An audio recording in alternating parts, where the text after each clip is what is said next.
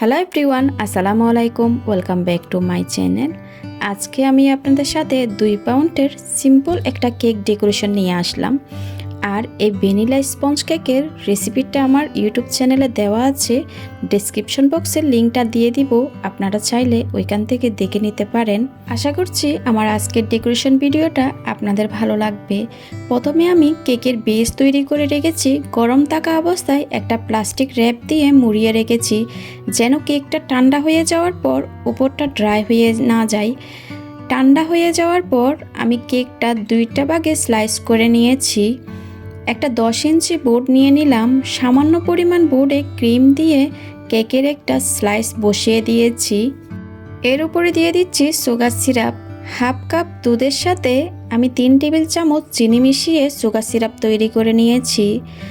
ভালোভাবে চারিপাশে আমি সুগার সিরাপ দিয়ে দিলাম। এবার দিয়ে দিচ্ছি ক্রিম। একটা প্লেট নাইফের সাহায্যে সমান করে দিচ্ছি। ভালোভাবে কেকের চারিপাশে আমি ছড়িয়ে দিচ্ছি ক্রিমটা। কিভাবে আপনারা পারফেক্টভাবে ক্রিম তৈরি করে নিতে পারবেন তার রেসিপি অলরেডি আমার চ্যানেলে দেওয়া আছে, ডেসক্রিপশন বক্সে লিঙ্কটা দেওয়া আছে, আপনারা চাইলে ওইখান থেকে দেখে নিতে পারেন। ভিডিওটি যদি ভালো লেগে থাকে প্লিজ একটা লাইক দিবেন, আর যারা এখনও সাবস্ক্রাইব করেন নাই সাবস্ক্রাইব করে দিবেন, সাথে থাকা বেল আইকনটি ক্লিক করে দিবেন। এতে করে আমি কোনো ভিডিও আপলোড করলে আপনারা সাথে সাথে নোটিফিকেশন পেয়ে সবার আগে ভিডিওটি দেখতে পারেন। কেকের ক্রিমটা যখন সমান হয়ে যাবে তখন দ্বিতীয় স্লাইসটাও বসিয়ে দিলাম। পুরো কেকটার চারিপাশে আমি সুগার সিরাপ দিয়ে দিচ্ছি। যেহেতু এটা স্পঞ্জ কেকের মধ্যে অবশ্যই সুগার সিরাপ ব্রাশ করতে হয়। আমি আবারও অল্প ক্রিম দিয়ে পুরো কেকের উপরে আর চারিপাশের এভাবে কভার করে নিব। এটাকে বলা হয় ক্রাম কোটিং। কেকের উপরে আমরা যখন ফিনিশিং আনব তখন যেন কেকের গুঁড়ি ক্রিম উপরে উঠে না আসে, এই জন্য ক্রাম কোটিংটা করতে হয়।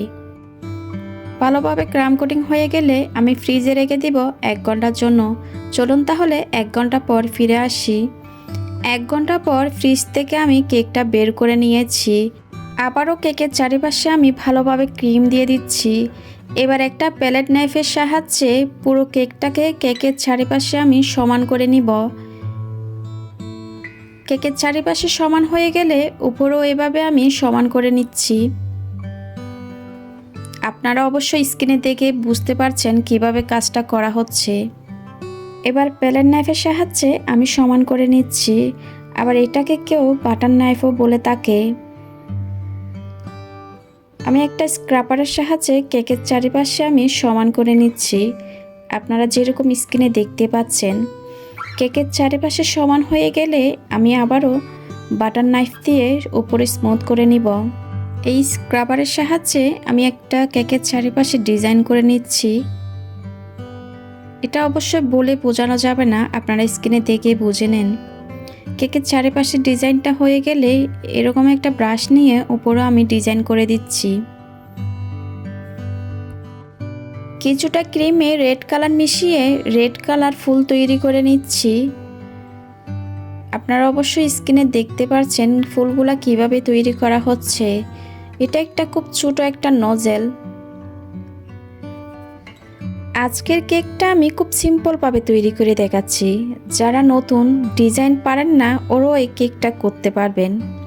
ফুলগুলো তৈরি হয়ে গেলে আমি কিছু পাতা দিয়ে দিচ্ছি আরও দেখতে ভালো লাগার জন্য।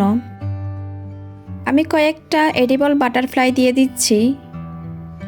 এবার দিয়ে দিব কিছু সুগার বল, কেকটা যেন দেখতে আরও আকর্ষণীয় লাগে। এরই মধ্যে আমার কেক ভিডিওটা সম্পূর্ণ হয়েছে। আশা করছি আমার আজকের ভিডিওটা আপনাদের ভালো লেগেছে।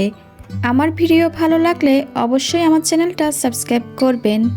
ভিডিও রিলেটেড কোনো কোয়েশ্চেন থাকলে সেটা আমাকে কমেন্ট সেকশনে গিয়ে কমেন্ট করে জিজ্ঞেস করবেন। আজকের ভিডিও দেখার জন্য আপনাদেরকে অনেক ধন্যবাদ। সবাই খুব ভালো থাকবেন। আল্লাহ হাফিজ।